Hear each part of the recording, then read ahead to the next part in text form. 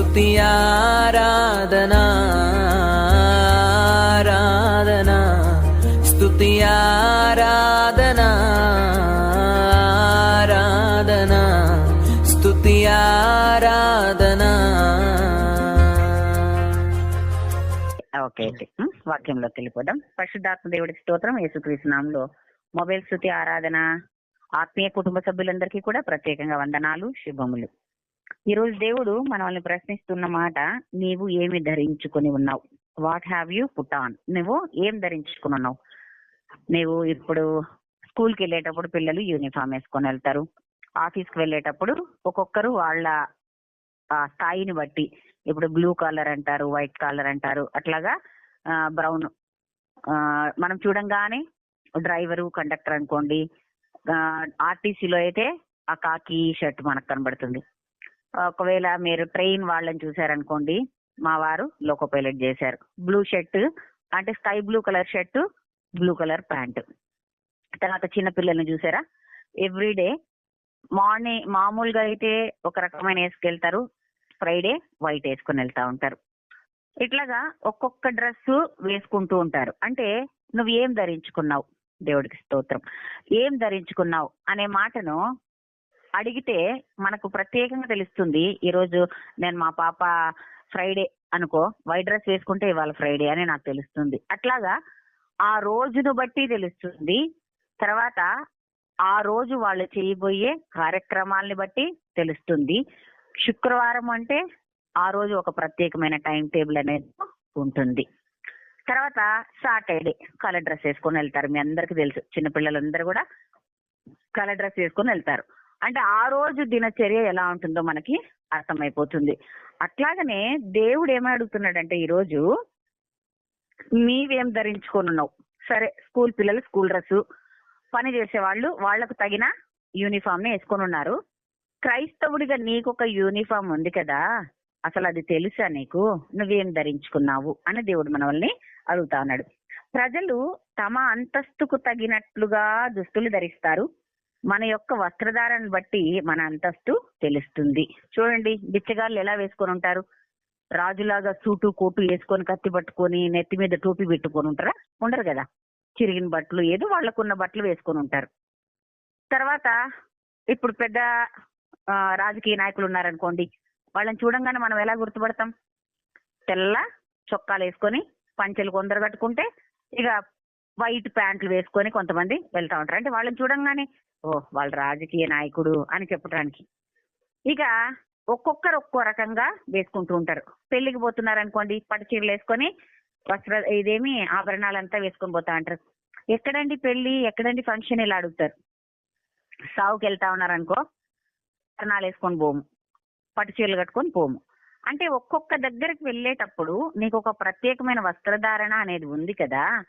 మరి నీవు క్రైస్తవుడిగా నీవెలాంటి వస్త్రధారణని ఫాలో అవుతున్నావు? నీవు ఎలాంటి దుస్తులు ధరిస్తున్నావు? కొన్ని సందర్భాల్లో ఆయా వ్యక్తులు ధరించే దుస్తులు వారు చేసే పనిని తెలియజేస్తే, పోలీసులు, నర్సులు, స్కూల్ పిల్లలు మరికొందరు ధరించే దుస్తులు వారి జాతిని కూడా తెలియజేస్తాయి. సంపన్నులేమో ఏం చేస్తారు?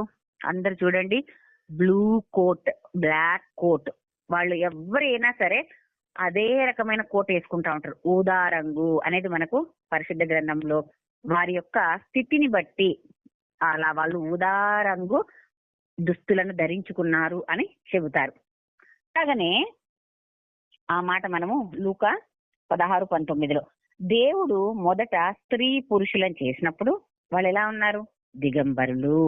దేవుడు నిషేధించిన ఫలాన్ని తిన్నప్పుడు వారిద్దరి కన్నులు తెరవబడ్డాయి. వారు తాము దిగంబరులను తెలుసుకొని అంజూరపు ఆకులు కుట్టి తమకు కచ్చడములు చేసుకునేది. కచ్చడం అంటే దుస్తులు.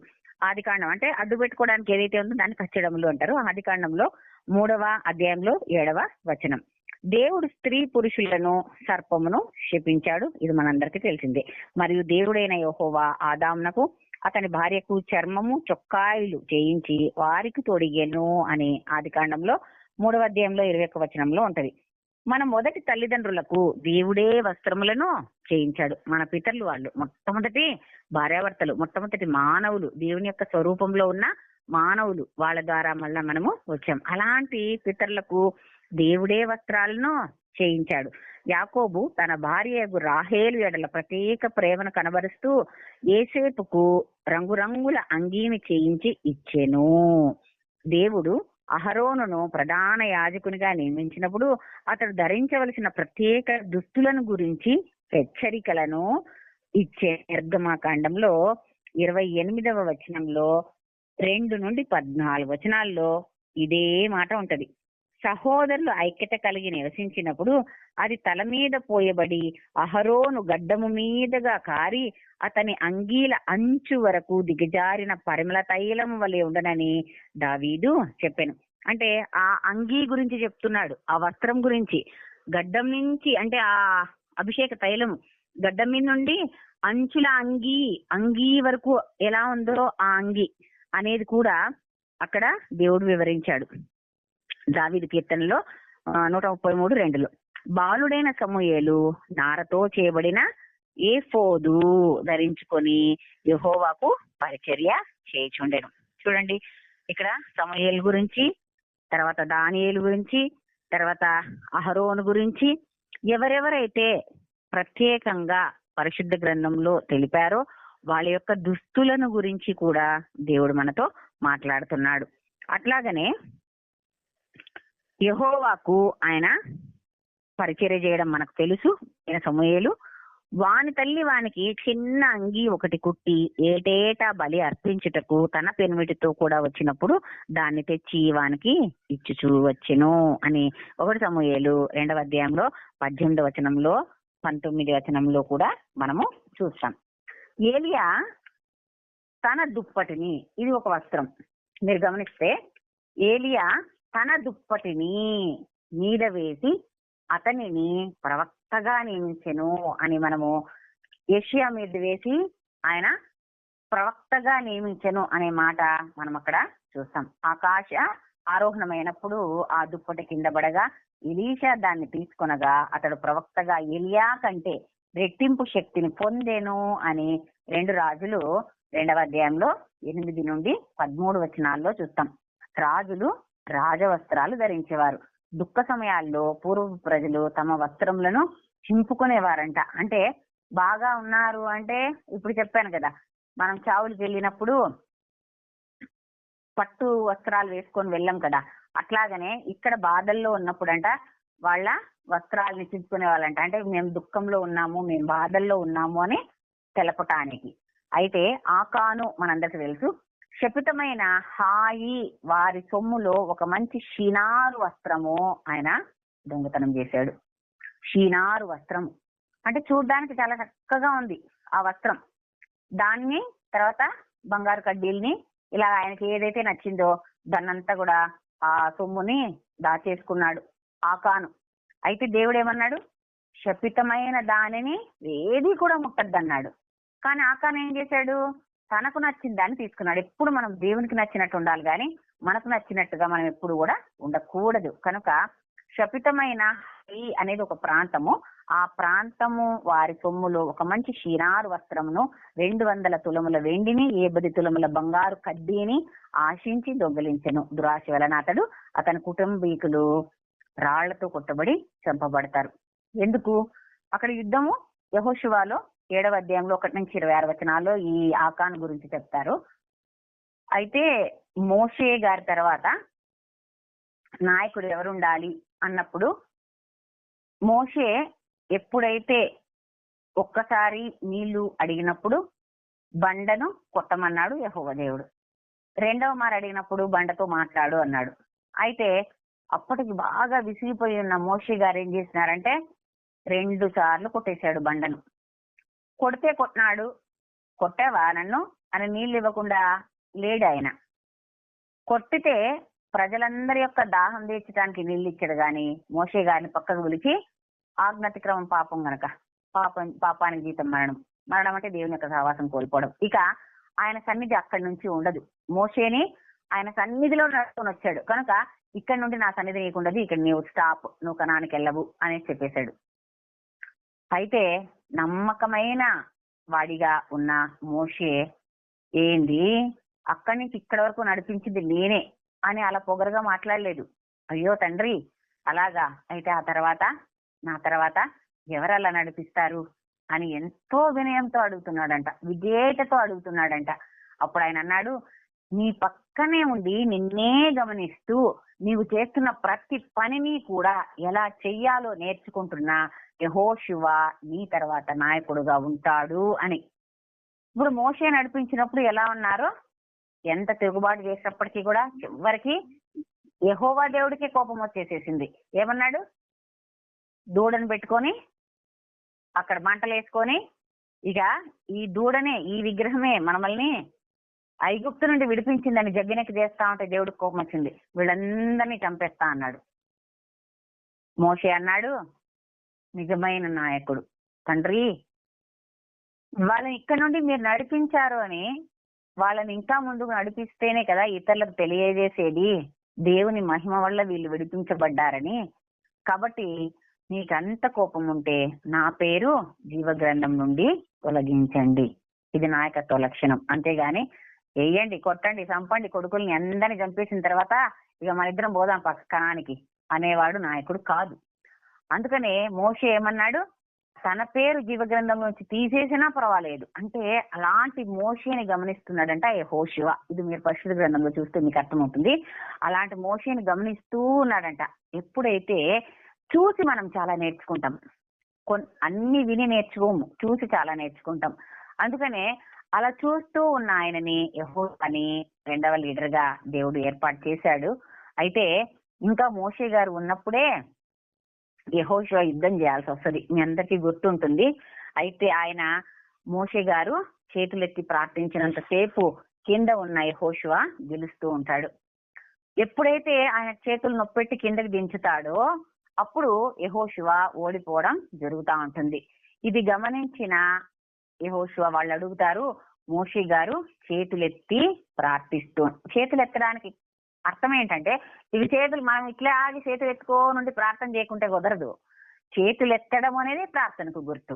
నువ్వు ప్రార్థించినప్పుడే పొందుకుంటావు అని అర్థం.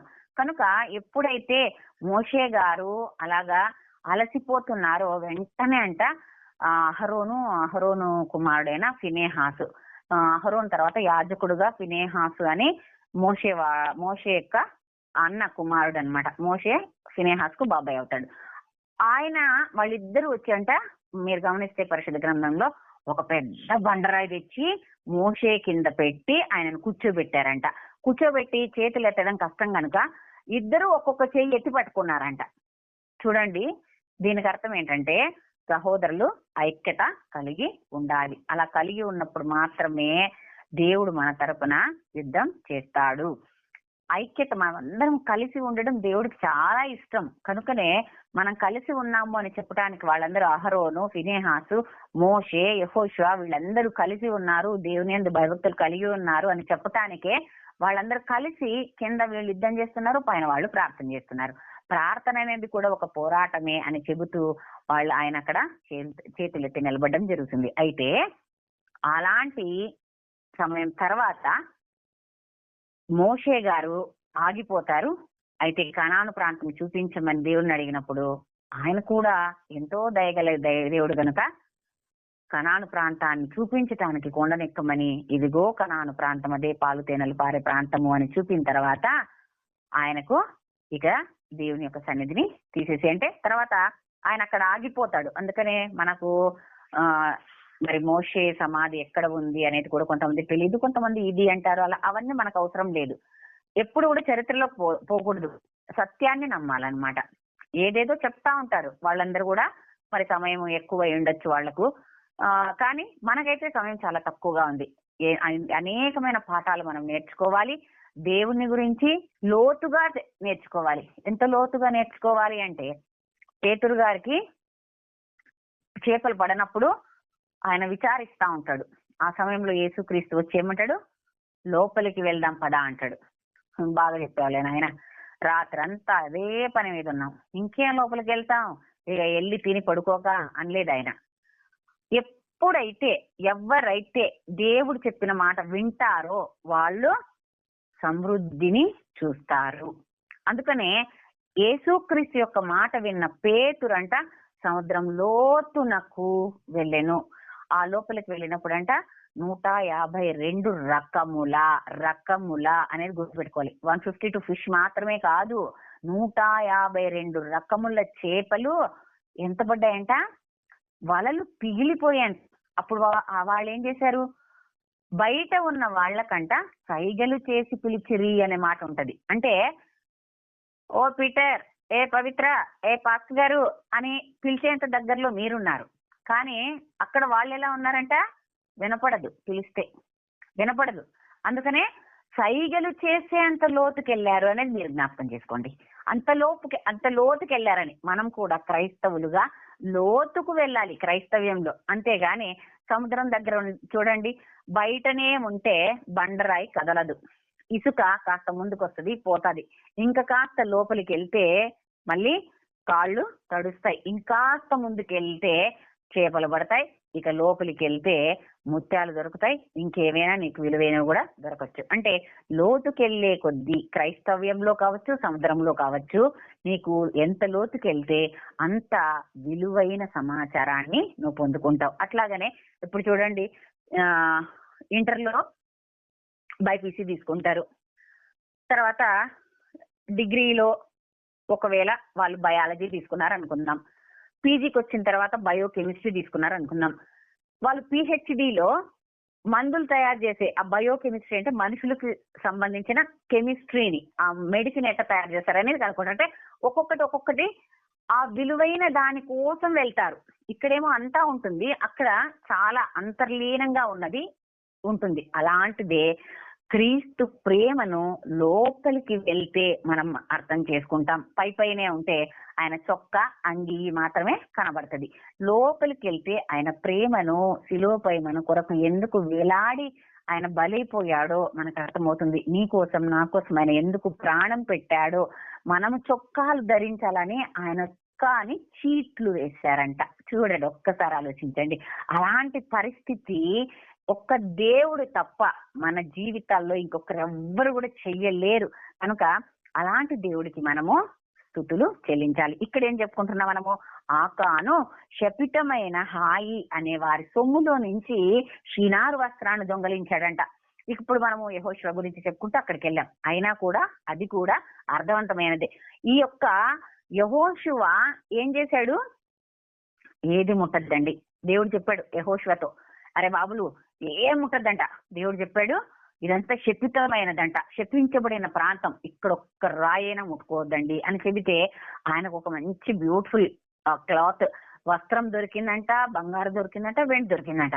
ఎవరికి చెప్పకుండా ఆకాన్ దాచిపెట్టేశాడు. దాచిపెట్టిన వెంటనే ఏమైపోయింది, యుద్ధంలో ఓడిపోయారు. అక్కడ మోషే చేతులు దింపితే ఎట్లాగైతే ఓడిపోతున్నారో, ఇక్కడ ఆ బట్టలు అది దాచిపెట్టడం వల్ల యుద్ధంలో ఓడిపోయారు. ఇక యెహోషువ చాలా దుఃఖం వచ్చేసిందంట. తండ్రి, నువ్వు నా పక్షాన ఉంటానన్నావు, నన్ను విడవనంటివే, ఎడబాయనంటివే. ఇక ఆయన ప్రార్థించాడంట, ప్రభువా నాతో మాట్లాడు, నువ్వు ఉన్నావనే ఎంతో కదా నేను ముందుకెళ్ళాను, ఎందుకు ఇలా జరిగింది, నేను ఎందుకు ఓడిపోయాను, నేను నీ బిడ్డను కదా, ఇక్కడ నీ బిడ్డలందరూ కూడా ఓటమి పాలైపోయారే అని అడిగితే దేవుడు మాట్లాడాడంట, శపితమైన దానిని నీలో ఒకడు తీసుకున్నాడు. కనుకనే ఎందుకంటే దేవుడు చెప్పినట్టు వినకపోతే మనకు ఓటమి అనేది వస్తుంది. ఆ ఓటమి మరణం నాకు దారి తీస్తుంది. కనుక నువ్వెందుకు ఓడిపోయావో తెలుసా, నీ యొక్క జాతిలో వారే, నీ జనాంగంలో వద్దు అన్న పని చేశాడు చూడు అన్నప్పుడు ఇక ఆకానుని కనుక్కున్నారు. కనుక్కున్న వెంటనే ఏం చేశారు చెప్పండి, చచ్చే వరకు రాళ్లతో కొట్టి చంపాలంట. ఒక పురుషుడు చేసిన పనికి ఆ స్త్రీ, పురుషుడి యొక్క భార్య, పిల్లలు కూడా రాళ్లతో కొట్టబడి చంపబడ్డారు. అందుకనే మనం పాపం చేసేటప్పుడు చాలా జాగ్రత్తగా ఉండాలి.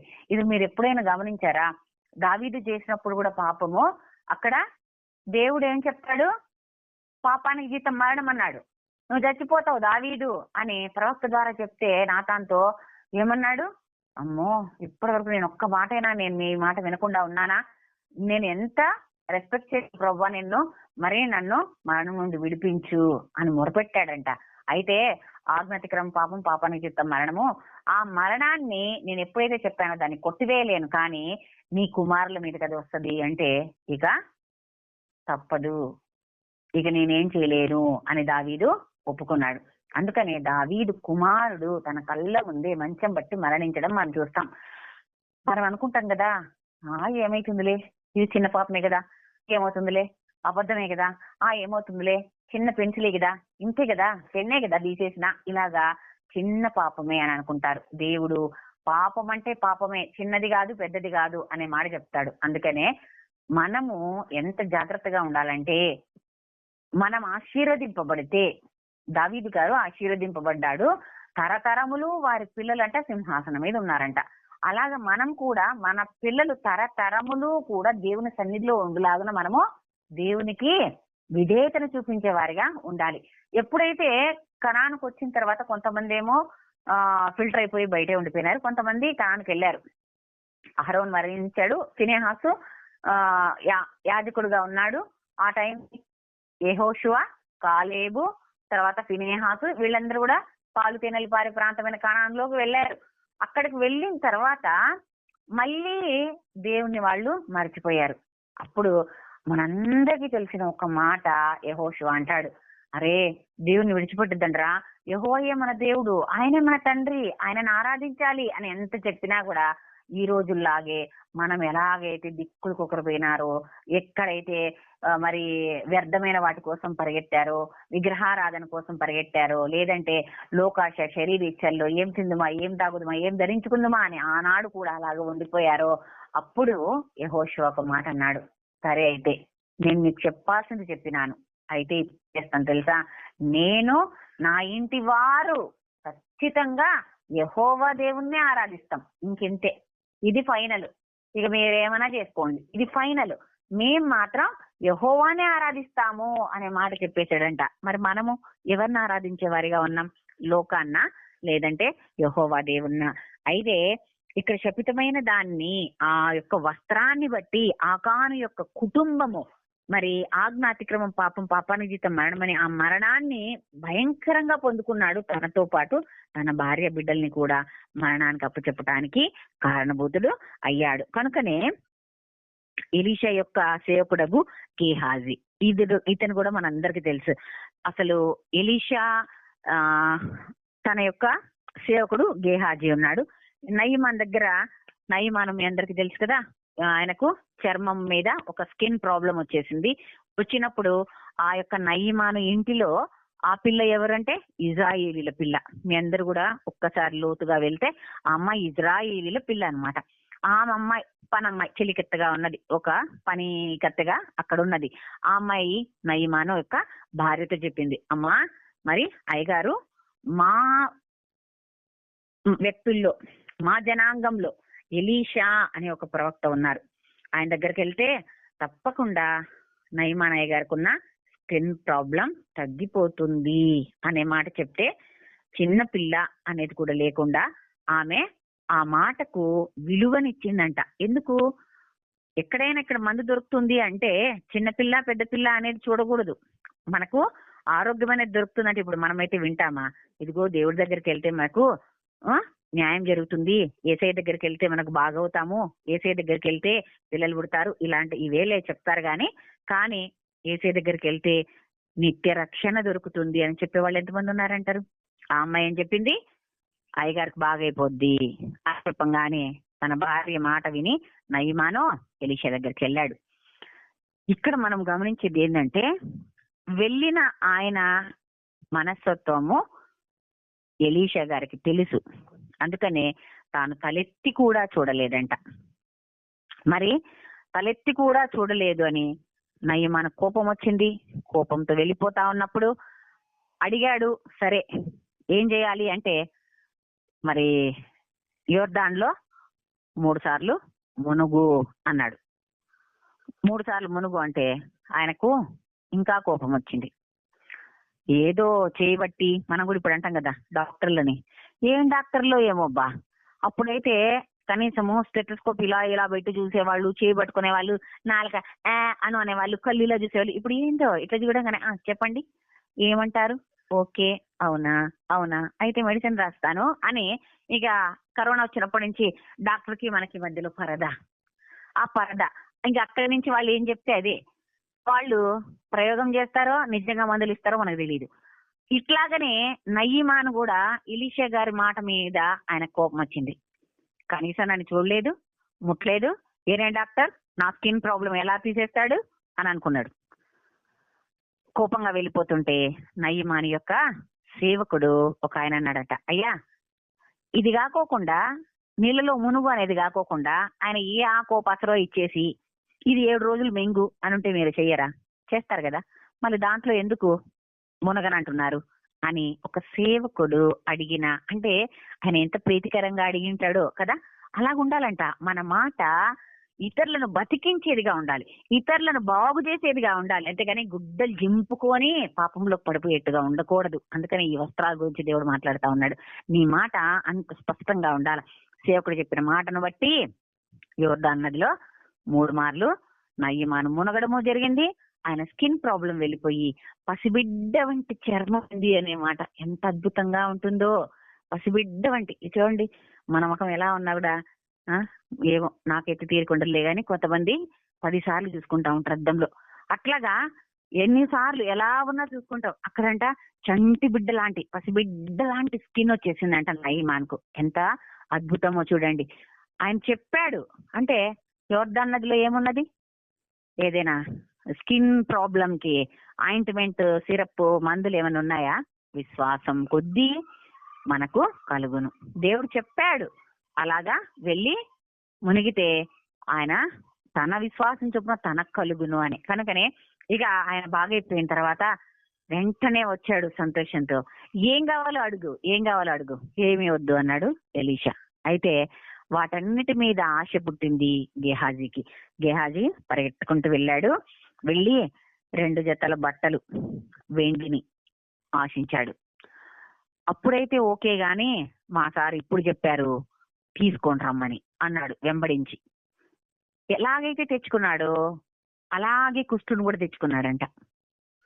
ఎలాగైతే తెచ్చుకున్నాడో అలాగే కుష్టును తెచ్చుకున్నాడంట. కాబట్టి మనము ఇతరుల యొక్క సొమ్మును ఆశించవద్దు అని దేవుడు ఎందుకన్నాడో, ఆయన ఆజ్ఞను ఎందుకు చెప్పాడో మనం జ్ఞాపకం చేసుకోవాలి.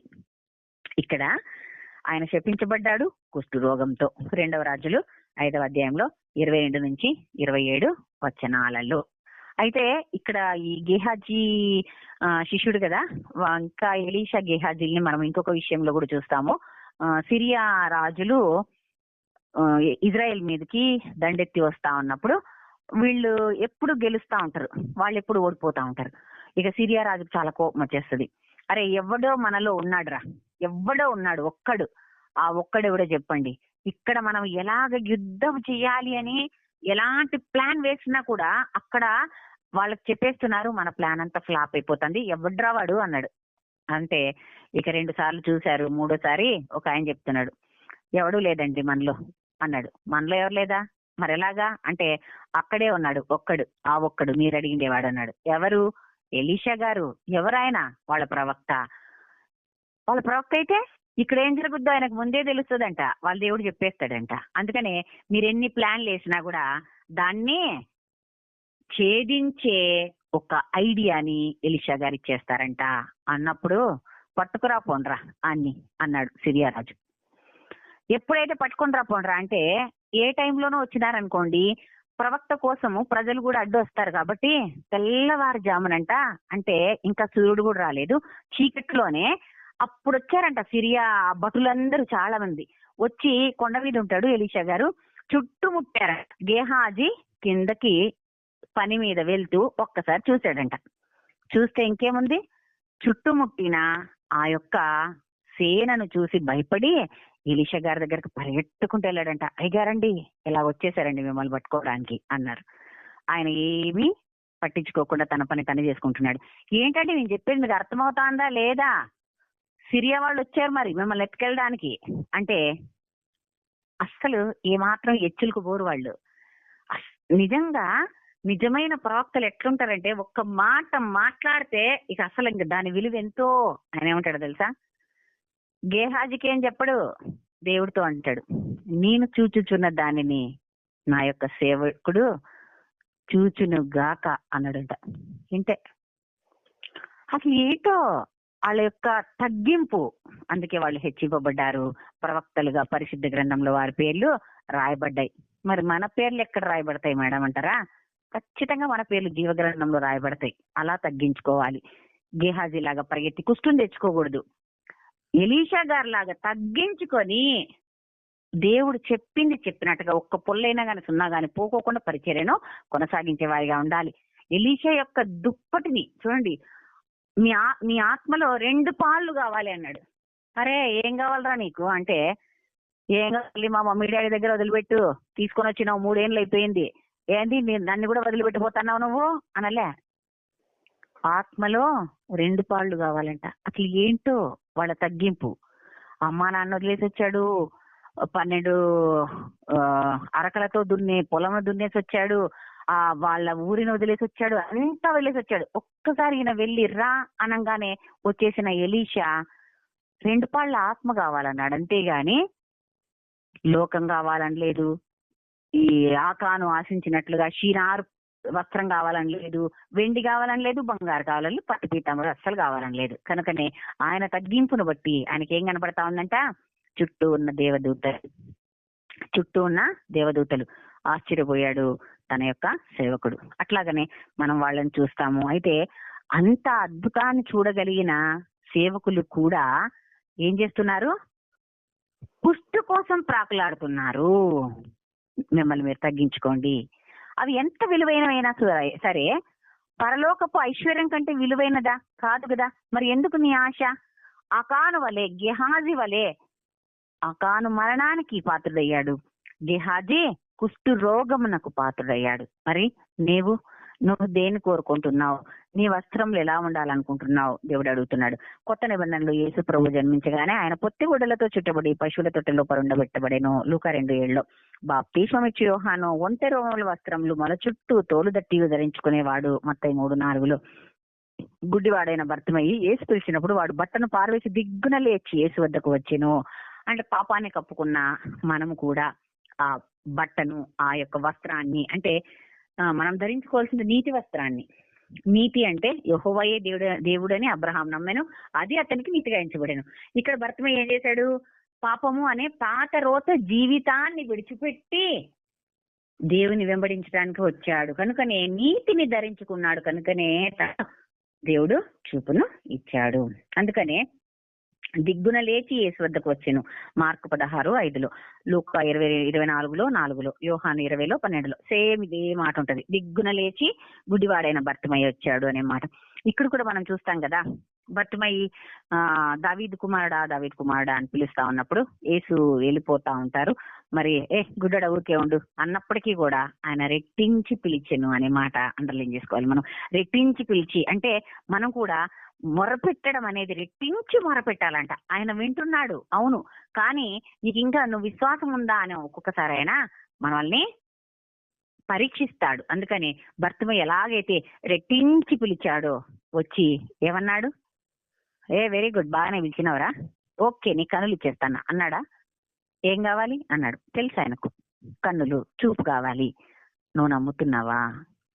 దేవుడికి కావాల్సింది నీ నమ్మకమే, నా నమ్మకమే, మనందరి నమ్మకమే. అందుకనే నమ్మకం మాత్రమే ఉంచుము, నీ నమ్మక చొప్పున నీ కలుగును, విశ్వాస సహిత ప్రార్థన ఆ రోగిని స్వస్థపరచును అన్నాడు. అయితే నేను ప్రార్థిస్తేనే కాదు, అయ్యగారు ప్రార్థిస్తేనే కాదు, నీ విశ్వాసం చొప్పునే నీకు కలుగును. నువ్వు కూడా విశ్వాసం పెట్టాలి. ప్రార్థిస్తే దేవుడు స్వస్థపరుస్తాడని. అంటే మన ఇద్దరు మైనస్లే, నేను పాస్టర్ గారు ఇద్దరు మైనస్లే, కానీ నేను ప్రార్థించినప్పుడు, ఆయన ప్రార్థించినప్పుడు, నేను ప్రార్థింపజేసుకున్నప్పుడు ఈ 2 మైనస్లు కలిసి ప్లస్ అయ్యాయి. ఇవి కలిపింది ఎవరు?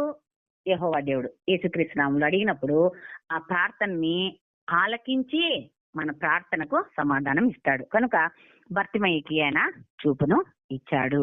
ఎందుకు అంటే ఆ పాత రోత వస్త్రమును తీసివేసి దేవుణ్ణి వెంబడించడము అదే నీతి. అలాంటి నీతి వస్త్రాన్ని ఆయన ధరించుకున్నాడు. కనుక అక్కడ కూడా మనము ఆ యొక్క వస్త్రాన్ని చూస్తాం. తర్వాత యేసు శిలువ వేయగా సైనికులు ఆయన వస్త్రమును చీట్లు వేసిరి. యేసు పరమునకు ఆరోహణం అవుతుండగా తెల్లని వస్త్రములు ధరించుకొనిన 2 మనుషులు ఆయన ఏ రీతిగా వెళ్ళను అదే రీతిగా తిరిగి వచ్చునని చెప్పిరి. అపోస్తల కార్యాల్లో 1వ అధ్యాయంలో 10-11 వచనాల్లో. ప్రకటన 1:13 పాదముల మట్టుకు దిగుచున్న వస్త్రము ధరించుకున్న యేసు యోహానుకు దర్శనమిచ్చెను. ప్రకటన గ్రంథంలో మీరు చూస్తే అసలు దాదాపుగా 3.5 సంవత్సరాలు యేసుక్రీస్తుతో తిరిగిన యోహాను, మరి సాధారణమైన మరణాన్ని చూచిన యోహాను అందరికంటే చిన్నవాడుగా ఉండి, ఇదిగో నా తల్లి యోహాను అని చెప్పి యోహాన్కి తల్లిని అప్పచెప్పి, తల్లి అంటే సంఘము, అలాగా మరి అలా అప్పచెప్పి వెళ్ళిన ఆ యోహాను మళ్ళీ పద్మాస్ దీవిలో ఇక్కడ పనిష్మెంట్ ఇచ్చినప్పుడంట ఆయన ఈ యొక్క పాదముల మట్టుకు దిగుచున్న వస్త్రాన్ని ధరించుకున్న యేసును చూచి అంట ఆయన పడిపోయాడంట. అంటే ఒక్కొక్కసారి అనిపిస్తుంది 3.5 సంవత్సరాలు ఆయనతో పాటు తిరిగిన యోహానే పడిపోయాడంటే ఆయన వెలుగును తట్టుకోలేక. మనము ఆలోచించే సమయం ఏం కాదు, ఇది ఆచరించాల్సిన సమయమే. ఎందుకంటే దినములు చాలా దగ్గరలో ఉన్నాయి ఆయన రాకడకు. కనుక ఈ సందర్భాల్లో ప్రజలు ధరించుకున్న వస్త్రాలు ప్రాముఖ్యంగా మనం గమనిస్తే ఏం తిందుమా, ఏం తాగుదుమా, ఏం ధరించుకుందుమా అని మన దేహం గురించి చింతించకండి. ఆహారం కంటే ప్రాణమును, వస్త్రం కంటే దేహము గొప్పది కాదా అని చెప్పాడు మత్తయి 6:25. లూకా 16లో కూడా ధనవంతుడు ఊదారంగు వస్త్రములు దాని కొరకు చిత్రించాడు. తర్వాత ఆత్మీయ వస్త్రం గురించి ఎన్నడూ కూడా ఆయన ఆలోచించలేదు. క్రీస్తును ధరించుకున్న వారు క్రైస్తవులు, క్రీస్తులోనికి బాప్తీసం పొందిన మనమందరము కూడా క్రీస్తును ధరించుకొని ఉన్నాము అని గల్తీయులకు రాసిన పత్రిక 3వ అధ్యాయంలో 27వ వచనంలో ఉంటది. పౌలు ఇంకా ఇట్లా చెప్పాడు, నేను క్రీస్తుతో కూడా సిలువ వేయబడి ఉన్నాను, ఇకను జీవించువాడును నేను కాను, క్రీస్తే నా యందు జీవించుచున్నాడు. నేను ఇప్పుడు శరీరమందు జీవించుచున్న జీవితము నన్ను ప్రేమించి నా కొరకు తను తాను అప్పగించుకుని నా దేవుని కుమారుని యందలి విశ్వాసం వలన జీవించుచున్నాను అని గల్తీయులకు రాసిన పత్రిక 2వ అధ్యాయంలో 20వ వచనంలో చూస్తాం. యెరూషలేము దేవాలయం దగ్గర పేతురు, యోహాన్లు ఒక కుంటివాడిని స్వస్థపరిచినప్పుడు గొప్ప గందరగోళం జరిగేను. యోహాన్లు అక్కడ గుమిగూడిన జన సమూహంనకు బహుధైర్యంగా వాక్యం బోధించారు. వారు పేతురు, యోహాన్ల ధైర్యం చూసినప్పుడు వారు విద్యలేని పామరులను గ్రహించి ఆశ్చర్యపడి వారు యేసుతో కూడా ఉండిరి అని గుర్తెరిగిరి. అపోస్తల కార్యాల్లో 4:13. పేతురు, యోహాన్లు తమ జీవితం ద్వారా నిజంగా దేవుని మహిమపరిచారు. మనము అంధకార క్రియలను విసర్జించి వెలుగు సంబంధమైన యుద్ధోపకరణాలను ధరించుకుందుము, పగటి యందు నడుచుకున్నట్టు మర్యాదగా నడుచుకుందుము, మెట్టుకు ప్రభు అయిన యేసుక్రీస్తు ధరించుకునిన ఆయననే ధరించుకుని వారై శరీరేచ్ఛలను నెరవేర్చుకొనుటకు శరీర విషయమై ఆలోచన చేసుకొనుడి అని రోమీయులకు రాసిన పత్రిక 12-14 వచనాలలో పౌలు హెచ్చరించాడు. మరి క్రీస్తుని ధరించుకున్నప్పుడు నూతన సృష్టి అవుతాం. క్రీస్తునందు సమస్తము నూతన సృష్టి. మీ చిత్త వృత్తి యందు నూతన పరచబడిన వారై నీతియు యథార్థమైన భక్తియు గల వారై దేవుని పోలికగా సృష్టింపబడిన నవీన స్వభావము ధరించుకోవాలి. నువ్వేం ధరించుకోవాలంట? నవీన స్వభావము, నూతన స్వభావాన్ని మనము పాతరోత జీవితాన్ని వదిలేసి నూతన స్వభావాన్ని మనము ధరించుకోవాలి. ఎఫెసీయులకు రాసిన పత్రిక 4:23-24. మనం దేవుని సర్వాంగ కవచం కూడా ధరించుకోవాలంట. అప్పుడే అపవాది యొక్క తంత్రములను ఎదిరించుటకు శక్తి గల వారంగా ఉంటాము అని ఎఫెసీయులకు రాసిన పత్రిక 6:11-17. ఏలనగా మన ప్రాచీన స్వభావము దాని క్రియల్లో కూడా విసర్జించిన జ్ఞానం కలుగు నిమిత్తము మనలను సృష్టించిన వాని పోలిక చొప్పున నూతన స్వభావము అనేది ధరించుకుందుము అని కొలసీలకు రాసిన పత్రిక 3:10లో. క్రీస్తును ధరించుకుంటే ఏమొస్తుందంట? జాలిగల మనస్సు వస్తుందంట, దయాలత్వం వస్తుందంట, సాత్వికం వస్తుందంట, దీర్ఘశాంతాన్ని కూడా ధరించుకుందురు అని కొలసీలకు రాసిన పత్రిక 3:12లో. వీటన్నింటిపైన పరిపూర్ణతకు అనుబంధమైన ప్రేమను ధరించుకుందురు అని కొలసీలకు రాసిన పత్రిక 3:14 ఉంటది. కనుక మనము అనుకువ స్వబుద్ధి గలవారై సత్క్రియలను చేస్తూ ఉండాలంట. అలా అలంకరించుకోవాలని స్త్రీలకే కాదు పురుషులకు కూడా చెప్పారు. స్త్రీలు అనే మాట చెప్పినప్పుడు సంఘాన్ని దేవుడు స్త్రీతో పోల్చాడు. కనుక సంఘము క్రీస్తు శరీరం కనుక మనందరము కూడా ఎలా ఉండాలంట? క్రీస్తునే ధరించుకోవాలంట. ఆయన్నే మన చేతికి వాక్యం కట్టుకోవాలి, తలకు బాసికము అంటే వాక్యమే ఉండాలి. అంటే మన తలకాయలో వాక్యం ఉండాలా, చెడు ఆలోచనలు కాదు. మన చేతితో పని చేసేటప్పుడు మంచి చేయాలా, మన అడుగులు మంచి కోసం వెళ్ళాలా. ఇది కనుక 1 పేతురులో 5:5లో క్రీస్తును ధరించుకున్న వారు వినయము, విధేయత, దీన మనస్సులను ధరించుకుంటారు అని ఈ లక్షణాల ద్వారా వాళ్ళు దేవుని మహింపరుస్తారని ముఖ్యంగా లాస్ట్ అండ్ ఫైనల్ 2 minutes లో క్లోజ్ చేస్తాను. పెండ్లి విందునకు పిలువబడిన వాడు తగిన వస్త్రం ధరించుకొని ఉండనందున యజమానుడు వానిని బయట చీకటిలోనికి పడవేయించిన ఉపమానము యేసు బోధించాడు. అక్కడ ఏడుపును పండ్లు కొరుకుటయు ఉండును. మత్తయి 22లో 11-14. మరి లవొదికీయలో ఉన్న సంఘమునకు ప్రభు ఇట్లా చెప్పారు, నీ దినముల సిగ్గు కనబడకుండునట్లు ధరించుకొనుటకు తెల్లని వస్త్రములను నీకు దృష్టి కలిగినట్లు నీ కన్నులకు కాటుకను నా యొద్ద కొనమని నీకు బుద్ధి చెప్పుచున్నాను అని ప్రకటన 3:18 చెప్పడం జరిగింది. అంటే వాడు చూడు, ఇప్పుడు కొంతమంది లేడీస్ ని చూస్తా ఉంటారు.